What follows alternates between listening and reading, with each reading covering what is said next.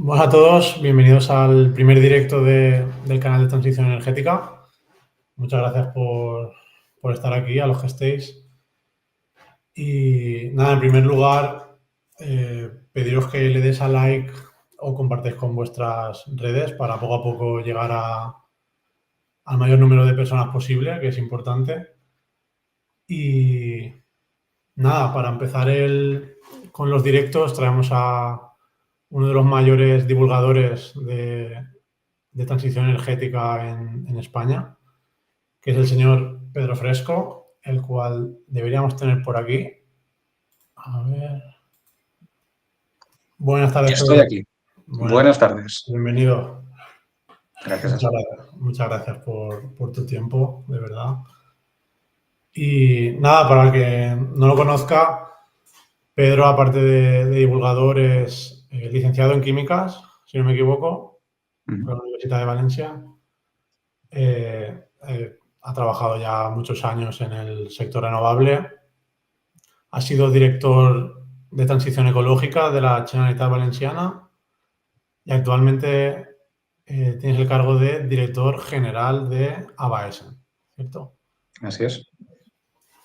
Y además de esto, eres autor de varios libros, entre los que está este último, que no sé por qué edición vais ya, pero Pues está la segunda, ya la primera. Quedará algún libro por ahí la de segunda. stock en las librerías, pero la segunda ya se ha impreso.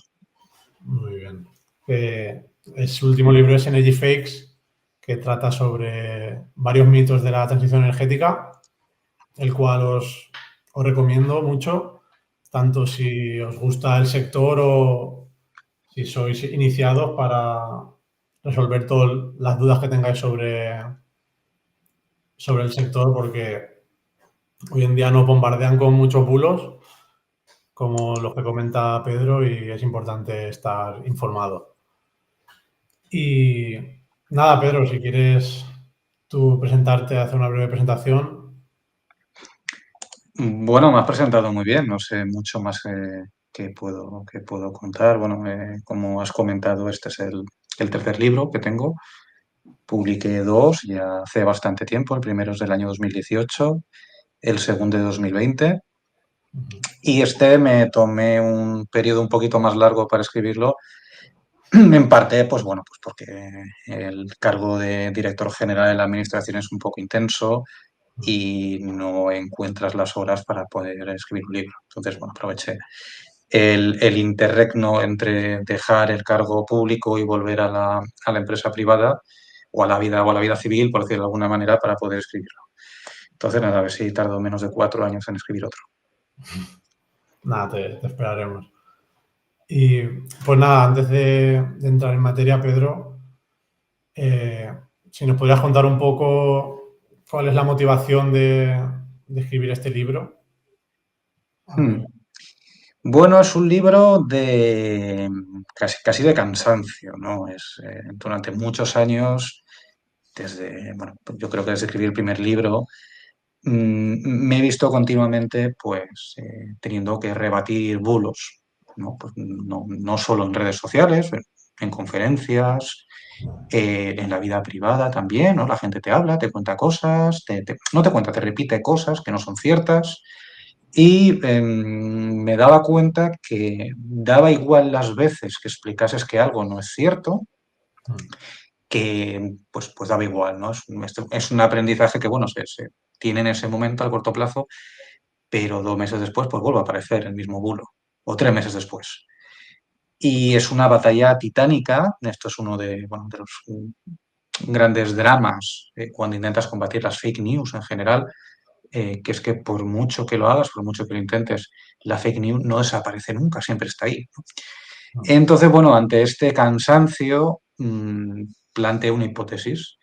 Y la hipótesis era que tal y como yo lo veía, los mitos, los bulos, hay de muchos tipos, pero muchos son parecidos entre ellos. Tienen una lógica detrás, tienen formas de pensar, formas de razonar que son iguales.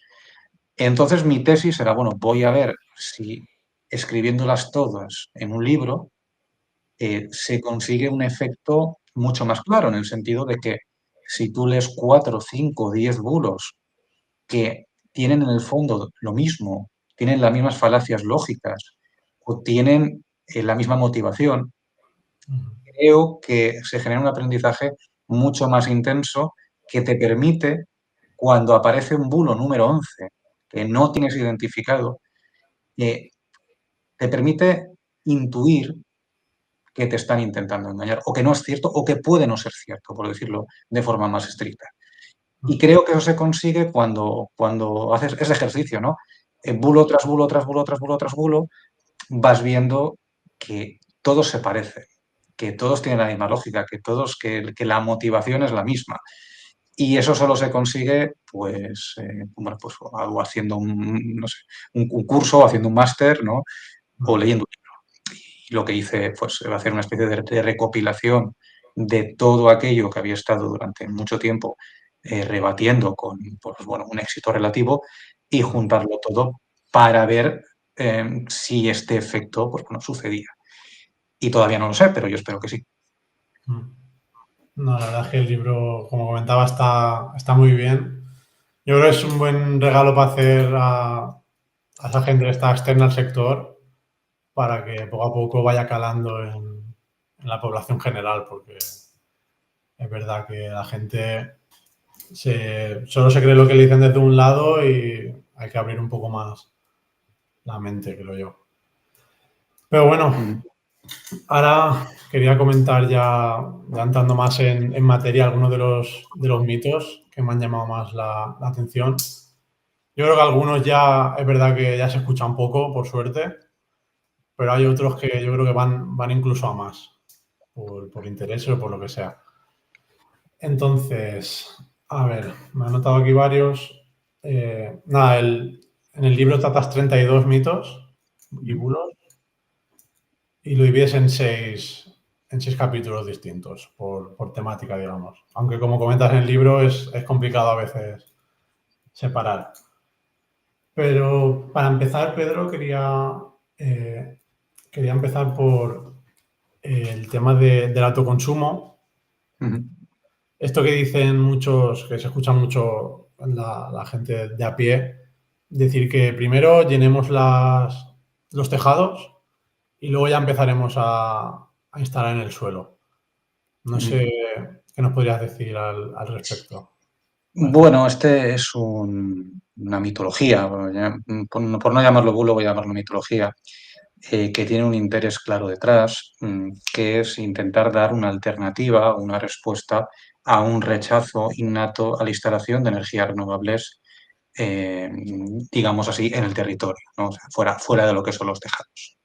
Que es una cosa que sucede en todo el mundo, que se instala en todo el mundo, por la sencilla razón de que es necesario. Entonces, se busca un argumento lógico para intentar rebatir esto. Y se dice, un poco, hay como dos modelos, ¿no? Uno que dice, bueno, no, la transición energética solo en los tejados, o como lo has dicho tú, vamos a empezar por los tejados y ya si después vemos que no, pues ya nos lanzamos a hacer otro tipo de cosas, ¿no? Esto tiene ese móvil y tiene varias formas de romper ese bulo.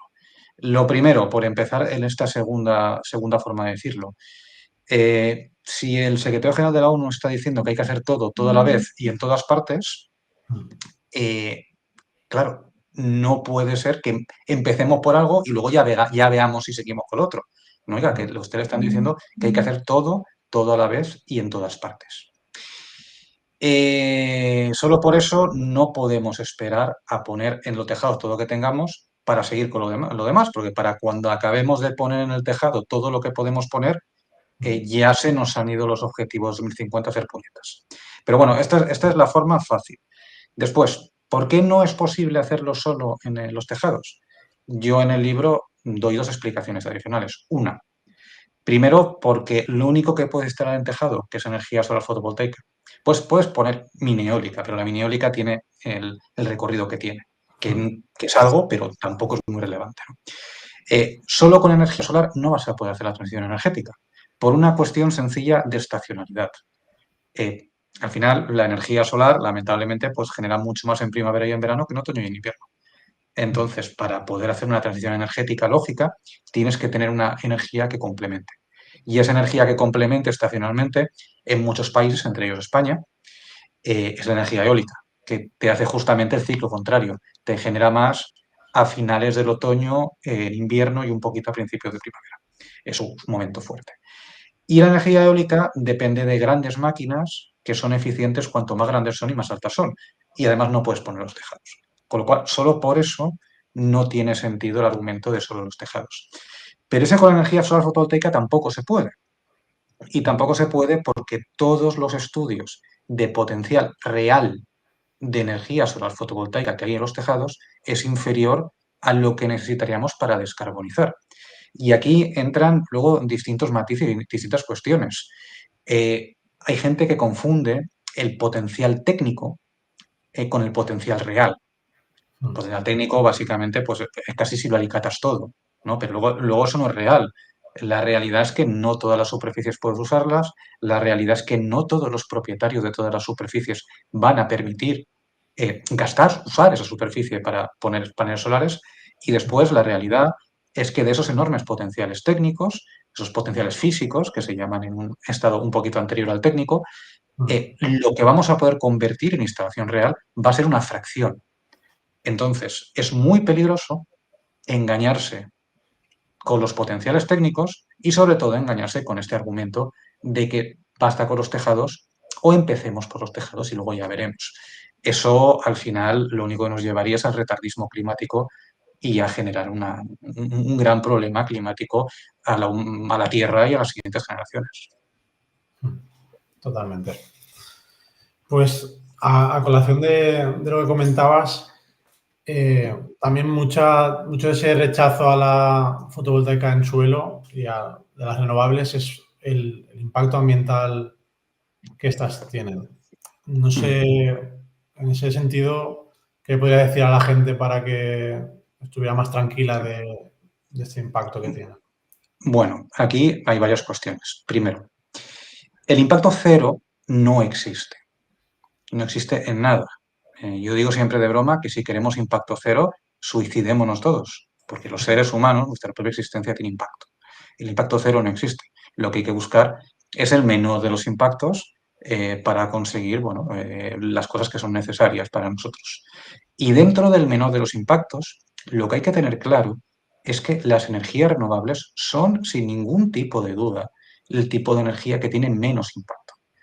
Energía renovable tenga más o menos impacto en el territorio, siempre tiene menos impacto que quemar carbón, que quemar gas, que quemar fuel y que provocar un cambio climático que puede ser básicamente extintivo para el 80% de las especies de seres vivos que hay hoy sobre la Tierra. Eso para empezar. Luego, obviamente, no vamos a instalar renovables en cualquier sitio. No tiene sentido deforestar el Amazonas, por hacer un ejemplo totalmente absurdo, para poner plantas solares. Eso no lo defendería nadie. Fundamentalmente porque no estamos en la dicotomía de deforestar el Amazonas o usar fósiles, tenemos otros sitios para poder poner las energías renovables. Y por eso, en los procesos de instalación de renovables, por lo menos en todos los países que yo conozco y por supuesto en España, tienen un procedimiento de autorización. Y un procedimiento de autorización donde hay una evaluación ambiental. Una evaluación ambiental que lo que pretende hacer es, si hay un impacto muy elevado, negar la autorización y por tanto evitar la construcción. Y si hay un impacto que es asumible, buscar los mecanismos para minimizarlo, para compensarlo o para que sea más llevadero dentro de lo posible. Y eso pasa en nuestro régimen de autorización. La mayoría de plantas tienen declaración de impacto ambiental, las muy pequeñas no tienen declaración de impacto ambiental, pero sí que tienen, por ejemplo, informes de medio natural o tienen informes de otros organismos y al final también requieren una autorización administrativa y toda la estructura está hecha para, insisto, minimizar el impacto. ¿Eso quiere decir impacto cero? No, no quiere decir impacto cero. Al final, pues oye, los aerogeneradores matan aves, lo sabemos, ¿de acuerdo? No, matan mucho menos que otro tipo de infraestructuras humanas, pero matan. las plantas solares para determinadas especies o en cantidades muy grandes pueden tener determinados impactos, aunque sean pequeños, puede tenerlo, pero eso siempre se valora en un estudio de impacto ambiental que, insisto, aunque el estudio de impacto ambiental lo presente la empresa promotora, el estudio de impacto ambiental lo autoriza la administración. Y como lo autoriza la administración puede decir, oiga, señor, este impacto de este estudio es una chapuza, se lo niego. O aquí le falta esto y esto y esto y se lo pongo como condicionante. Y por tanto, ya entra una pregunta, luego la contestaremos. Y por tanto, la administración, perdón, que he perdido el hilo, la administración te está poniendo los condicionantes para que tu instalación tenga el mínimo impacto posible. Al final, siempre dentro del equilibrio, porque no olvidemos que la propia instalación de energías renovables tiene un impacto climático y, por tanto, medioambiental positivo en sí mismo. Por tanto, hay que equilibrar bien el impacto positivo a nivel climático con el impacto negativo local que puede generar. De ahí están las matrices ambientales y de ahí están las autorizaciones ambientales. Sí, totalmente. Quien haya tramitado algún proyecto sabrá lo que es todos los requisitos que tiene. Pero es verdad que lo he escuchado ya por varios sitios que comentan que como que hay tanto aluvión de renovables que están dejando pasar las administraciones los estudios de impacto ambiental, que lo aprueban cualquier cosa y ya está. Tú que trabajas con empresas desde la asociación, no sé qué puedes decir. Bueno, no solo trabajo con la asociación, he estado en la administración. Entonces, yo de la administración yo puedo hablar de lo que yo he visto, que es la administración valenciana. Eso, desde que se dejan pasar los estudios de impacto ambiental, en la Comunidad Valenciana puedo garantizar que eso no pasa. De hecho, los estudios y los informes de impacto ambiental, a mí me ha pasado como director general, yo a veces los veía y me parecía que pecaban de ser excesivamente garantistas, de intentar aplicar el principio de precaución en algunas cuestiones donde yo considero que no procedía el principio de precaución. Porque, insisto en mi argumento anterior, es que la instalación de renovables para mitigar el cambio climático es principio de precaución en sí mismo. Entonces, el otro principio de precaución tiene que tener un equilibrio adecuado. Entonces, eso no pasa. Como Administración Valenciana, y eso lo puedo garantizar porque conozco a los técnicos, porque los he visto trabajar, e insisto que si tuviese que decirles algo, es lo contrario. Oye, es que sois excesivamente restrictivos. Es que estáis aplicando demasiadas restricciones para cosas que, bueno, que pueden tener un riesgo, pero que no está perfectamente definido que es un riesgo. Y luego, desde el punto de vista, claro, no, mis asociados no solo promueven en la Comunidad Valenciana, también promueven, por ejemplo, aunque sea la Comunidad Valenciana, con el Gobierno central. Yo vuelvo a insistir en lo mismo. Los estudios de impacto ambiental, que luego derivan en una autorización ambiental, yo le pido a la gente, por favor, que se lea una declaración de impacto ambiental y que vea los condicionantes que pone una declaración de impacto ambiental. Pone decenas y decenas y decenas de condicionantes, que obviamente no dice la empresa, oiga, por favor, póngame un condicionante. La empresa no lo dice, lo pone la administración. Y la administración pone cosas de hecho que a veces son tan restrictivas que inviabilizan los proyectos.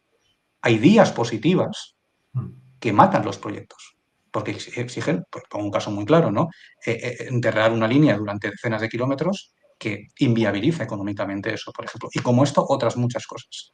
Quiero, por favor, que la gente lea una declaración de impacto ambiental y vea los condicionantes. Son muchísimos. Entonces, yo no puedo aceptar que se diga, y muchísimo menos de forma general, que es que las administraciones es que ni se lo leen o que lo dejan pasar o que no pelean. No, no, eso va contra mi experiencia, va contra lo que puedes ver en un documento. No puedo certificar 100% que no hay alguna administración que sea más laxa que otra, Claro. pero yo no la conozco. Perfecto.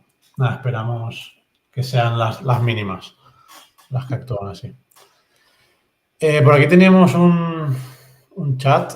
A ver cómo lo gestionamos. Sí, Ahora no sale. Ahora, ok. sale. Tenemos este comentario de Manuel que nos dice: en España tenemos 4,3 millones de hectáreas de suelo urbano. Ay, perdón. Sí. solamente con el 1% de ese territorio ya se podrían instalar los 40 gigas. Sí. Hmm. Sí, a ver, esto es una cuestión típica. ¿Por qué no usamos suelo urbano? ¿No? ¿Por qué se usa suelo no urbanizable, que es donde suelen ir las plantas? Bueno, es verdad que hay 4,3 millones de hectáreas de suelo urbano, muchas están usadas. El suelo normalmente urbano, no todo, hay parte que no está sin usar, pero hay muchas usadas. Pero usar suelo urbano, por qué no se debe, de forma generalizada por lo menos, ponerlo? Bueno, desde el punto de vista del promotor, hay una cuestión que es el precio. El precio del suelo, una hectárea en suelo urbanizable, es carísimo. Y no tenemos más que ver cuánto valen los pisos, cuánto valen las casas, ¿no? Eh, el precio de una hectárea en suelo urbano puede ser prohibitivo para una planta solar. Por tanto, los promotores no es que no quieran hacerlo en suelo urbano, es que económicamente no pueden hacerlo. Pero luego hay una segunda cuestión con el suelo urbano. Eh, yo sería muy reacio, por ejemplo, a usar suelos urbanos muy cercanos a lo que es un centro urbano. Por la sencilla razón que si pones una planta solar allí, me pongo un ejemplo tonto, al lado de los edificios, cuando se acaba la ciudad, en el momento que tú quieras ampliar la ciudad y en el momento que tú quieras, por ejemplo, necesites un colegio o necesites un hospital, ya no podrías ponerlo, entiéndase, pegado a las casas.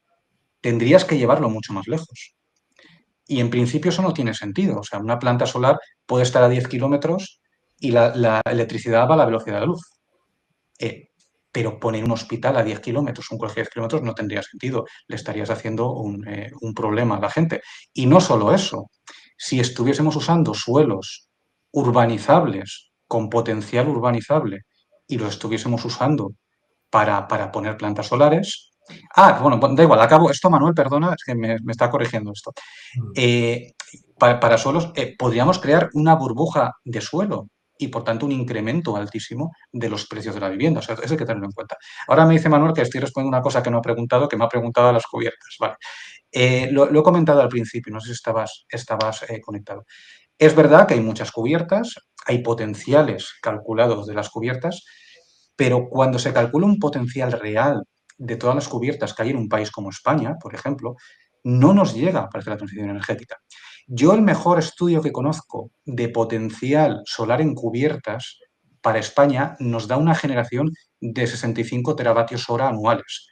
Es una cantidad muy grande, es una cantidad similar, incluso mayor, a la que dan todas las centrales nucleares que tenemos en España, pero eso nos da un 20 y pico por ciento de la electricidad que necesitamos y lo que es más importante, nos puede dar menos de un 10 de la electricidad que vamos a necesitar en el futuro, porque tenemos que recordar que estamos en un proceso de electrificación, en un proceso de lo que hoy usamos como gasolina, como gas, como gasóleo, lo vamos a acabar convirtiendo en electricidad. Nuestros coches van a ser eléctricos, nuestra climatización va a ser eléctrica, nuestras fábricas en parte también, o acabaremos necesitando generar hidrógeno u otro tipos de derivados de la electricidad que sean portadores energéticos.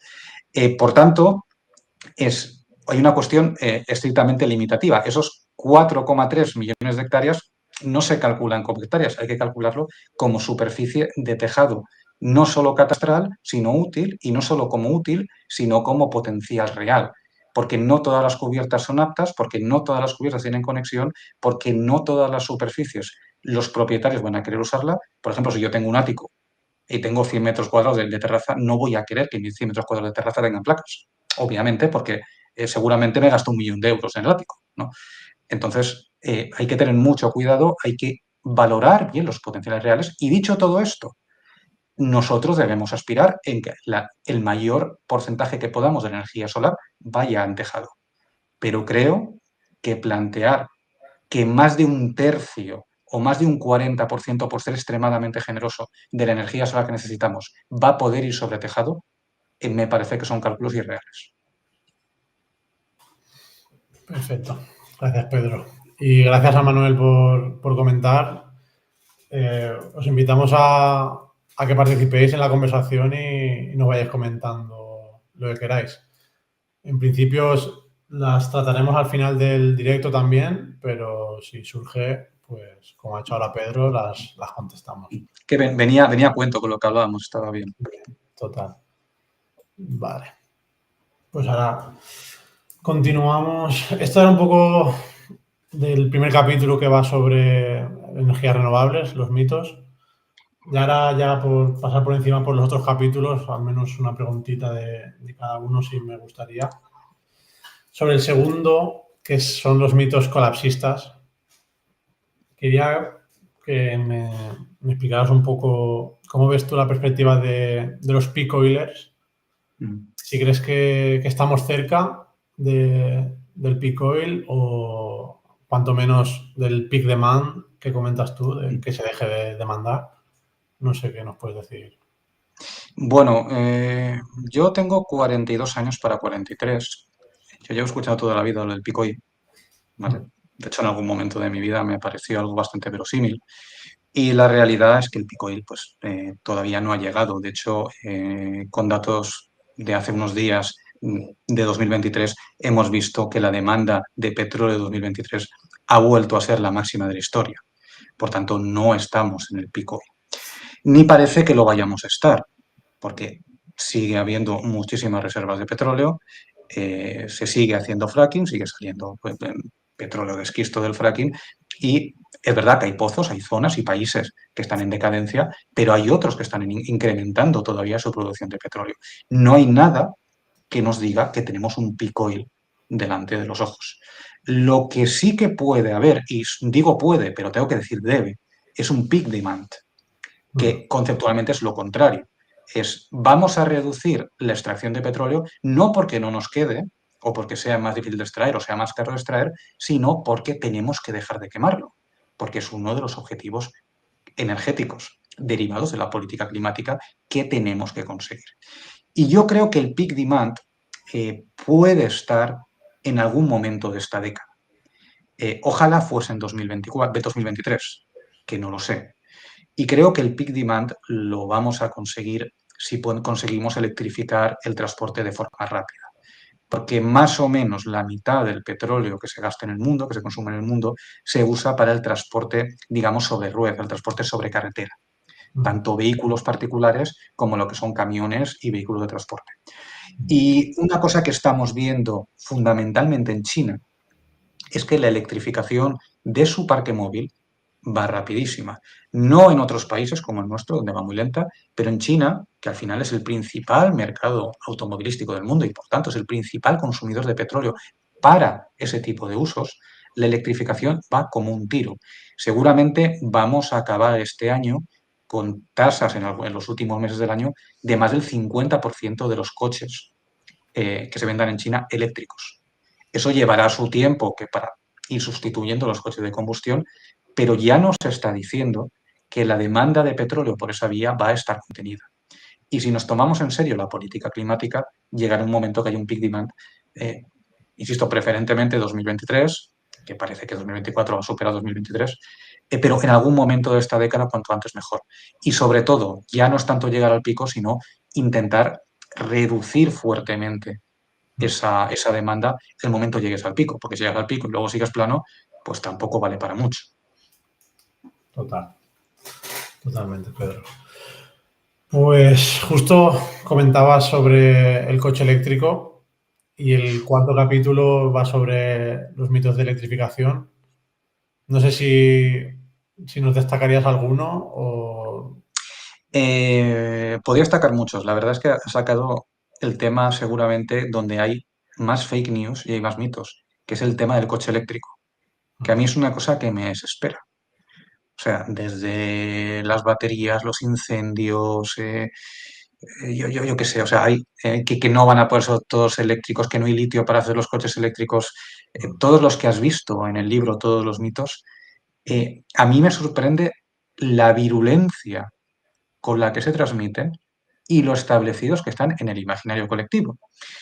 Y esto tiene que ver, por ser un poquito más generalista con tu pregunta, la voy a hacer un poco más general, con qué hay detrás de los mitos, ¿no? Detrás de los mitos hay muchas cosas, pero una de las cosas que puede haber es un sector económico que se muere o que va en decadencia y que no quiere aceptar su propia decadencia y no quiere morir, quiere mantener su modelo de negocio, lo cual es absolutamente normal.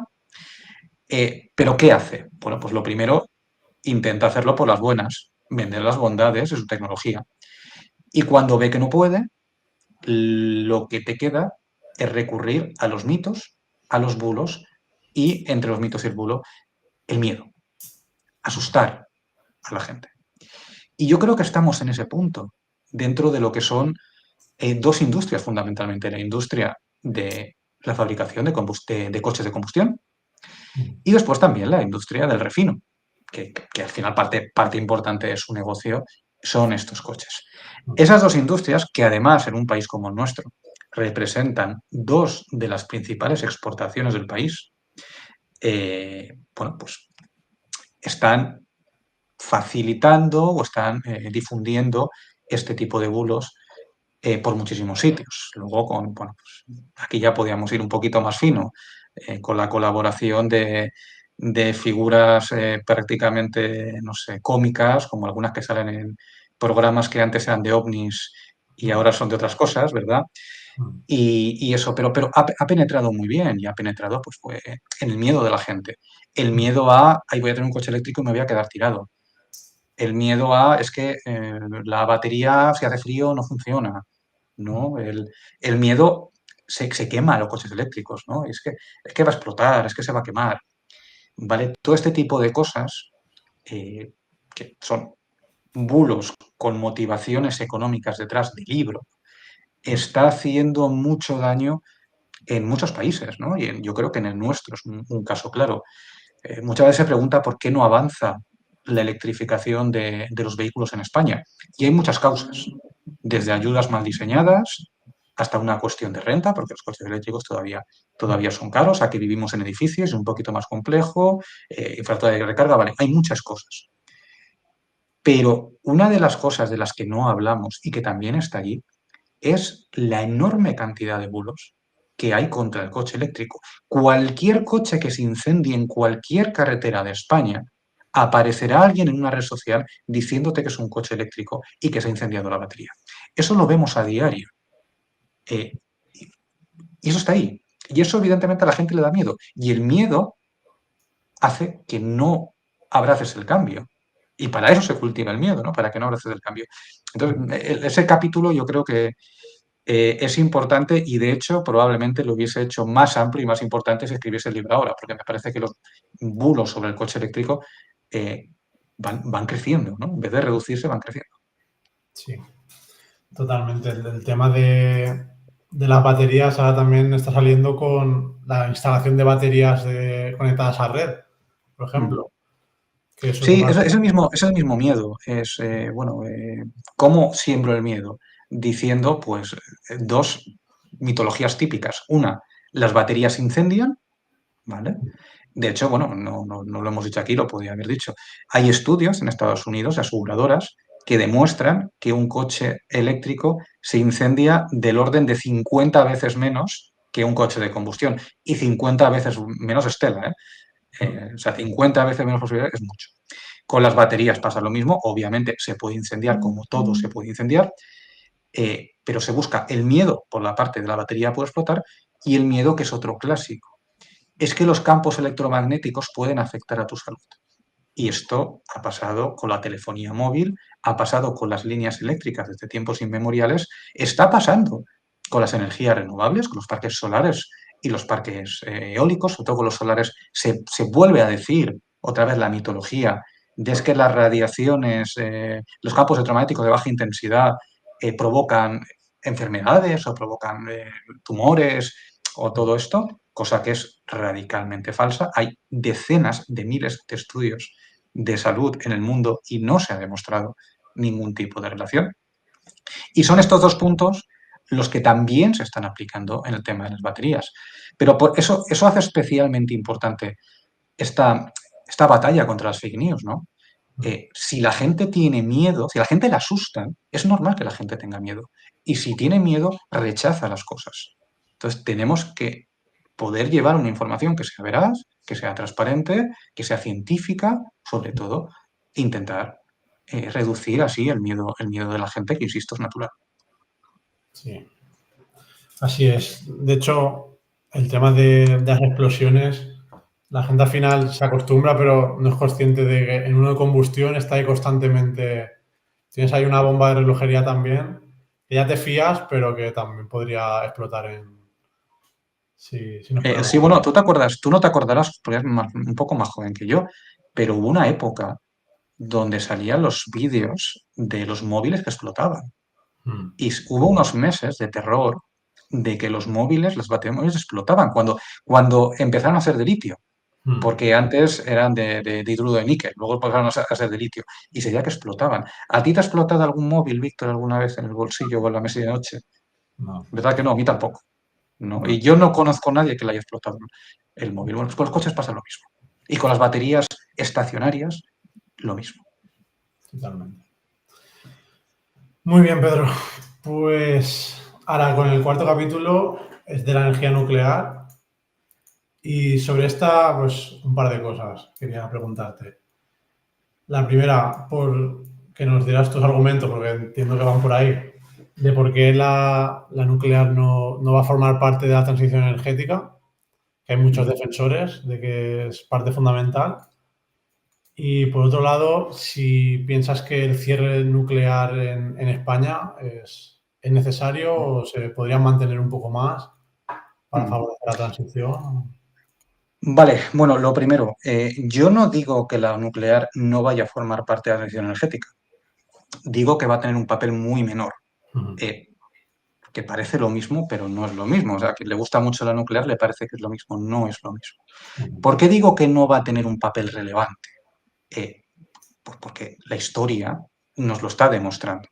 La energía nuclear es una energía que lleva 30 años estancada en la historia.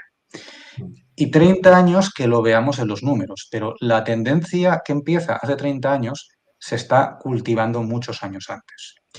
El primer bache de la energía nuclear llega en los años 70.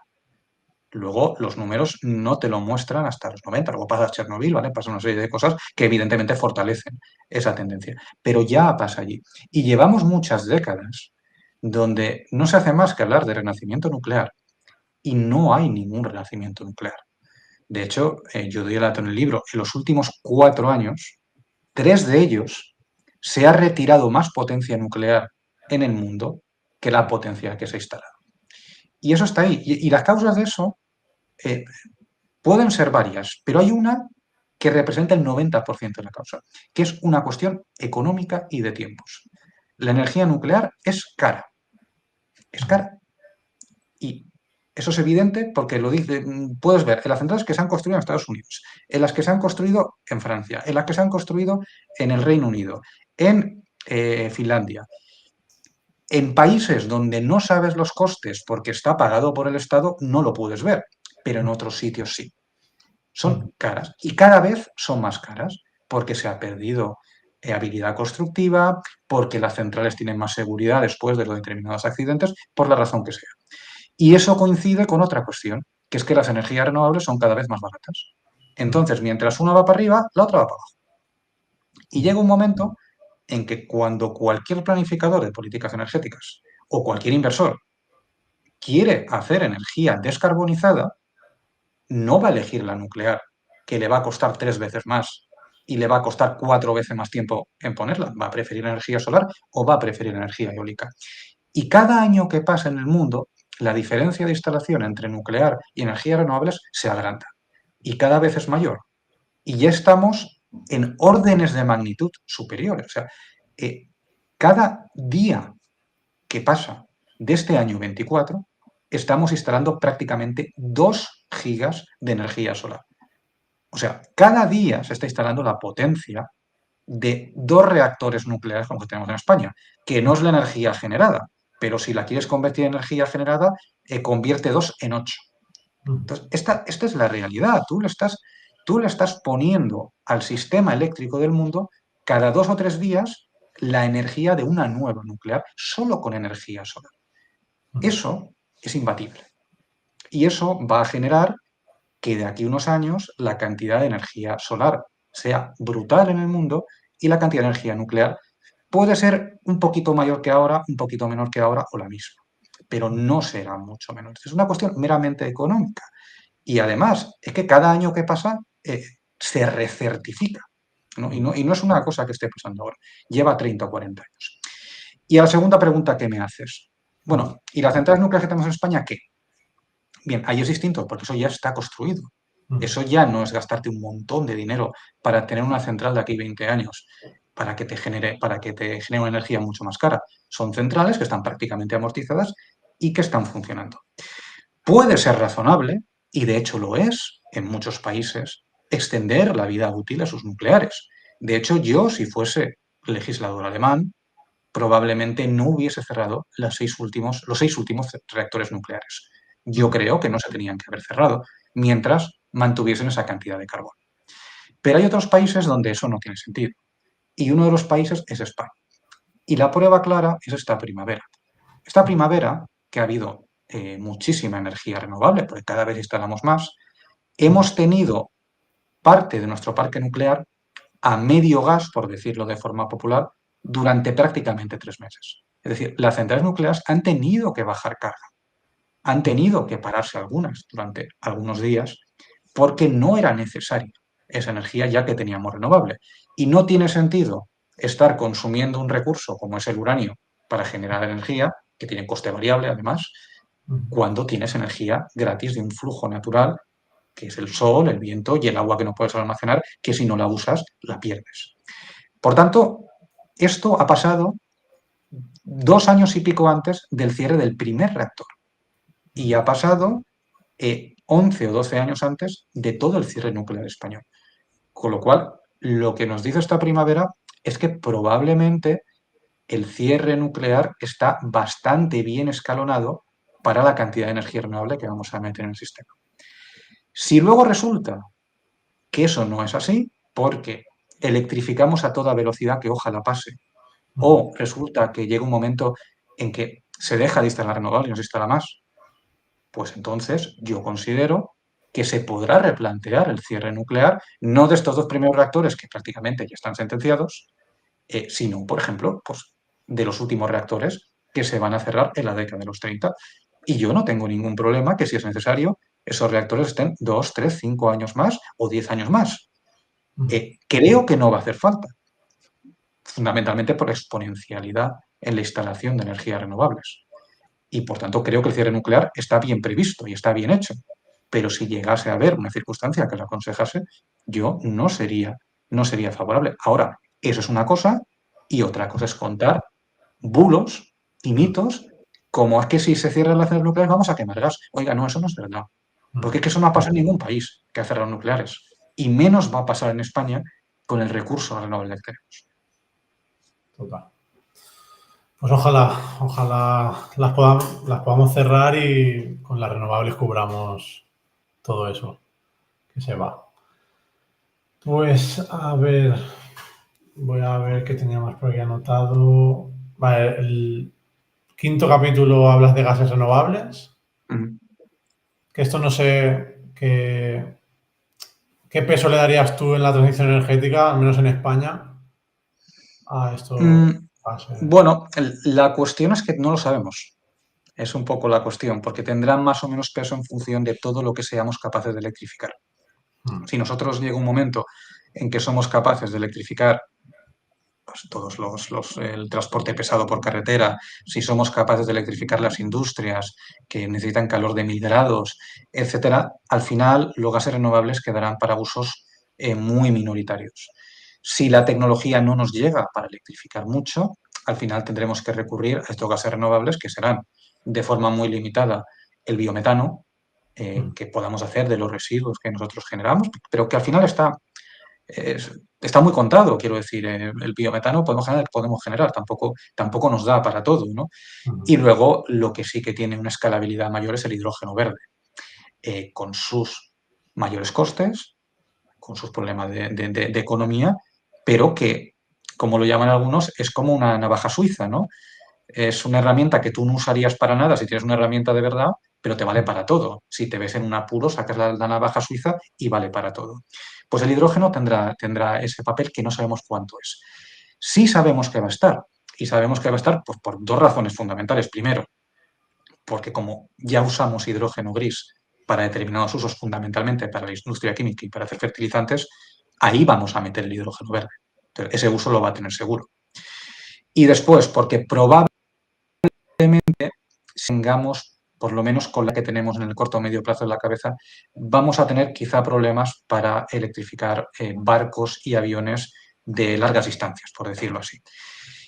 Y eso nos hará necesario hacer combustibles que tendremos que derivar de la electricidad y, por tanto, tendremos que derivar también del hidrógeno verde, que digamos la primera molécula para hacer la cadena. Lo bueno, yo como soy químico, esto me gusta mucho decirlo, lo bueno de la química es que tú le puedes pegar carbonos a todo y eso se puede hacer. Puede ser un despilfarro energético, pero como poder hacer, se puede hacer. Y luego quizá hay algún sector también, como puede ser el acero, donde también va a penetrar el hidrógeno verde porque tiene propiedades reductoras y tal.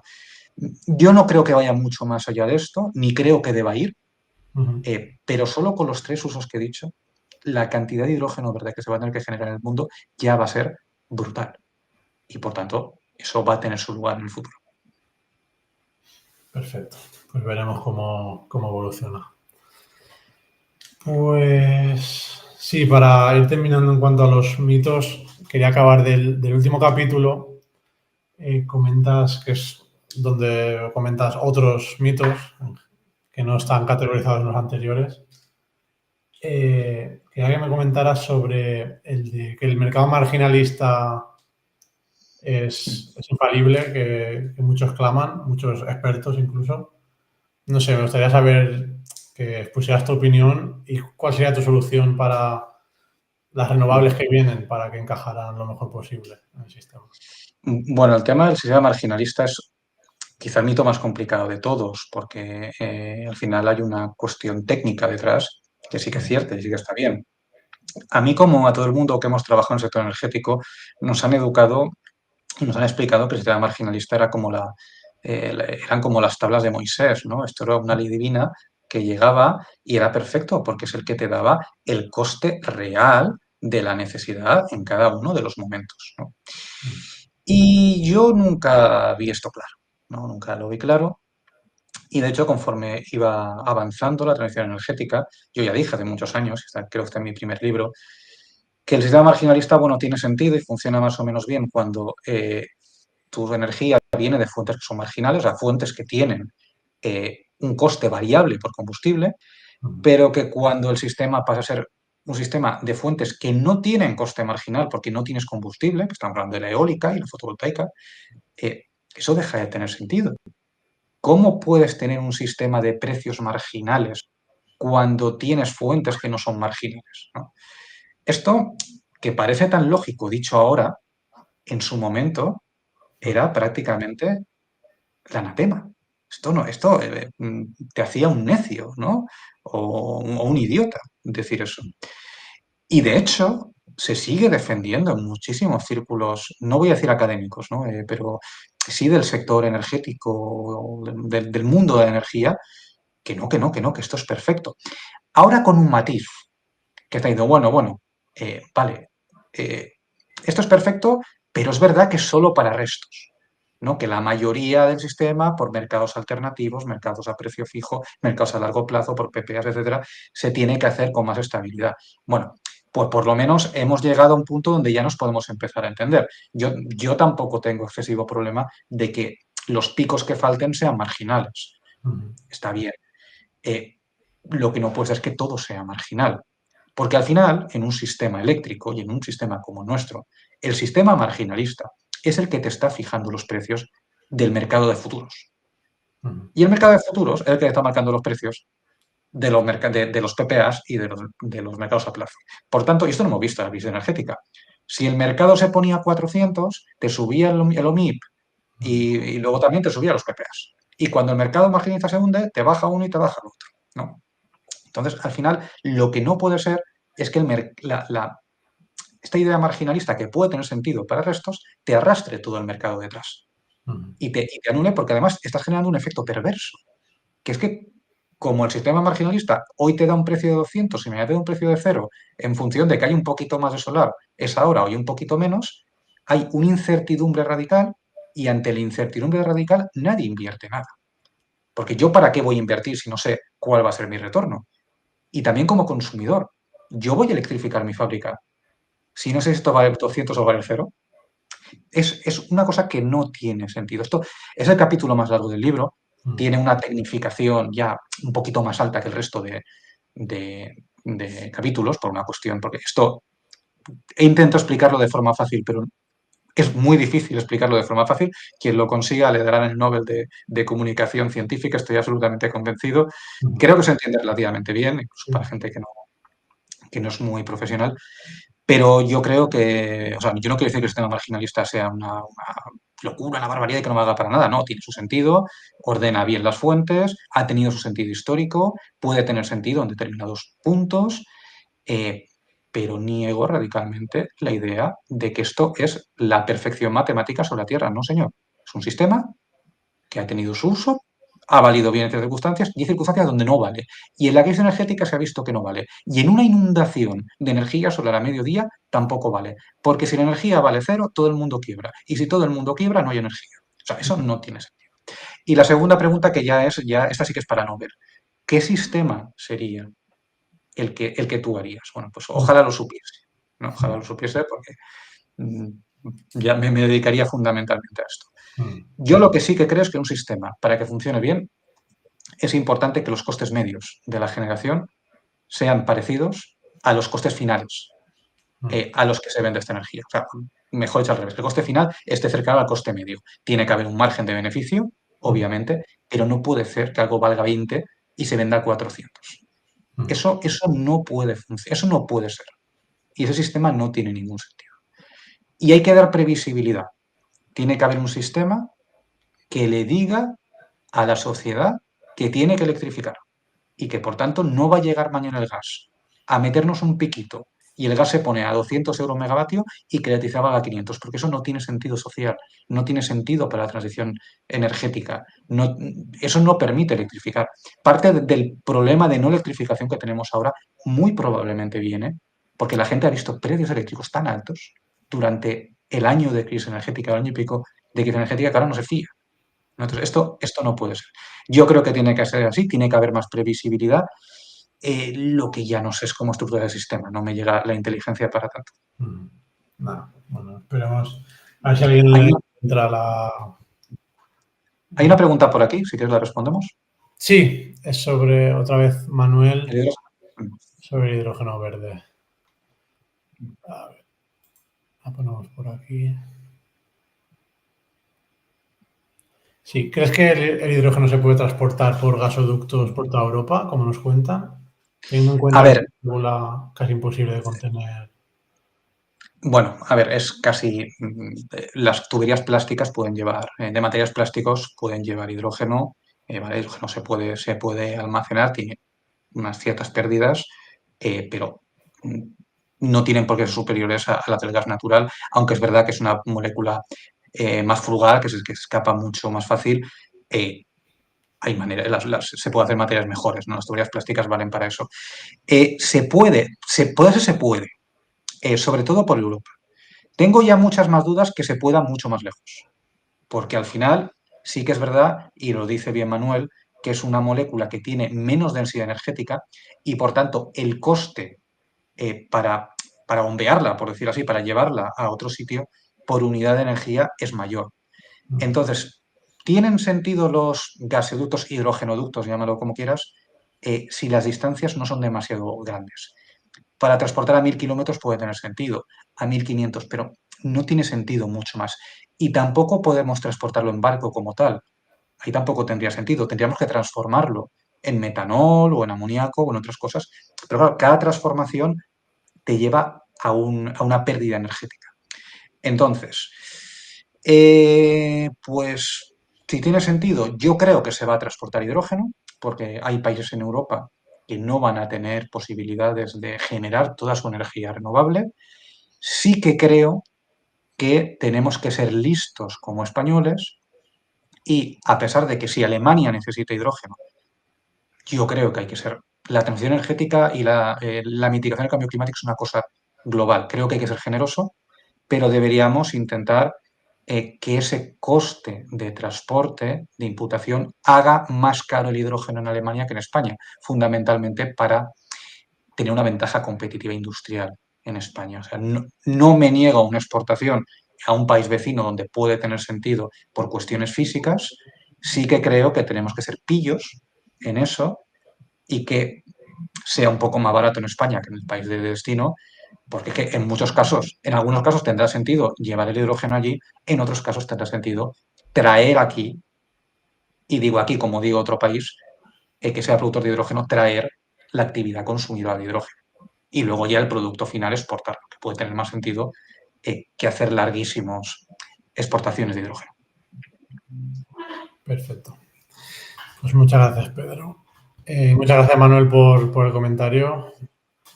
Y nada, ya que no parece que haya más comentarios, si quieres, Pedro, cerrar un poco pues, comentando cuáles son las que para ti son las claves para conseguir la transición energética y un poco los impedimentos que nos vamos a encontrar y cómo abordarlos. Y si alguien, mientras tanto, quiere dejar algún comentario y lo vemos.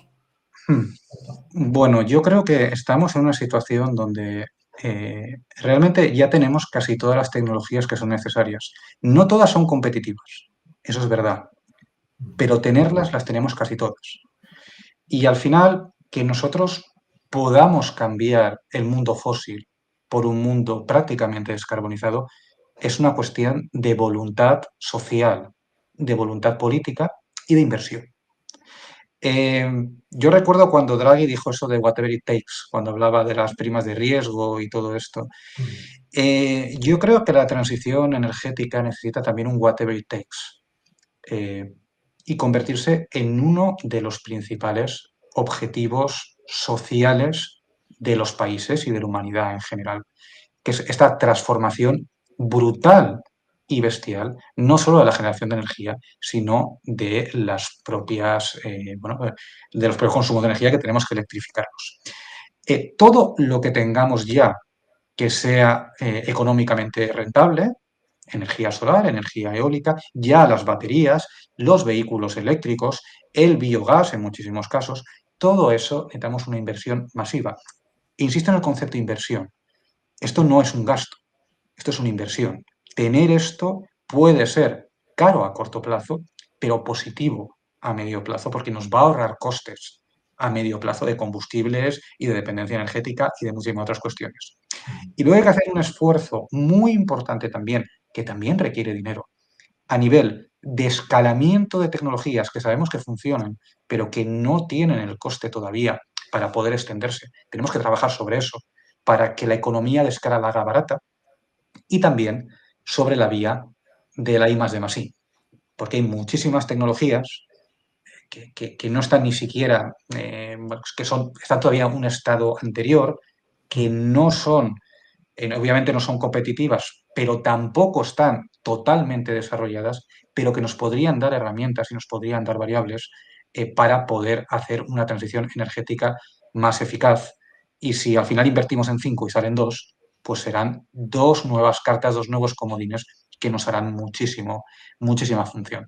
Creo que esto es el truco, es una cuestión de voluntad social, una voluntad política, y la voluntad social no solo acaba en el dinero, también acaba, pues un poco lo que estamos haciendo tú y yo aquí, Víctor, en explicarle a la gente por qué esto es importante, por qué determinadas resistencias sociales que existen y que son naturales se basan en cosas que no son ciertas, que no hay que tener miedo al futuro, que no va a haber un apagón y nos va a quedar sin luz por la noche porque hay energía solar, que no se nos van a incendiar los coches porque sean coches eléctricos, que no va a ser todo carísimo porque la energía sea renovable, tanto y tanto mito que está retrayendo el cambio por este lado, tenemos también que trabajar en el sentido cultural para facilitar lo demás. Obviamente lo demás es mucho dinero y también es una política que no quiero olvidarme de acompañamiento a los perdedores del cambio tecnológico. Porque todo cambio, toda transición tiene ganadores y tiene perdedores. Y hay gente que si tú no la ayudas se queda atrás. Y ni socialmente es aceptable, ni es bueno para la transición energética porque te crearías enemigos que luego capitalizarían partidos políticos o fuerzas sociales que serían opuestas a este cambio. Por tanto, hay una una variabilidad de cuestiones, pero insisto en el tema de la voluntad y en el tema de la prioridad social. Perfecto. Pues esperemos que alguien te escuche y que poco a poco vaya calando el mensaje en la población, porque me parece que va calando más lo contrario hoy en día que esto, pero bueno, a ver Bueno, si. no seamos pesimistas. Están habiendo grandes cambios y creo que España es un ejemplo de un mix energético, un mix eléctrico, no energético, perdona, un mix eléctrico totalmente distinto ya a lo que era hace 10 o 15 años y eso es algo positivo. Creo que otros países del mundo, cada uno con claroscuros, está desarrollando tecnología, hay elementos positivos. Son insuficientes, pero están ahí.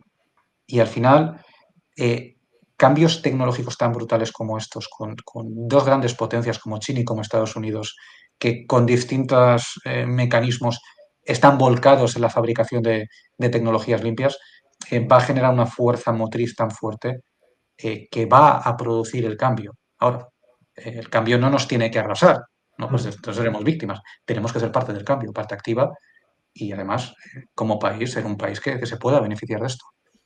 Sí, totalmente. Yo creo que España puede ser un referente, pero tenemos que ponernos las pilas, ¿no? En algunas partes.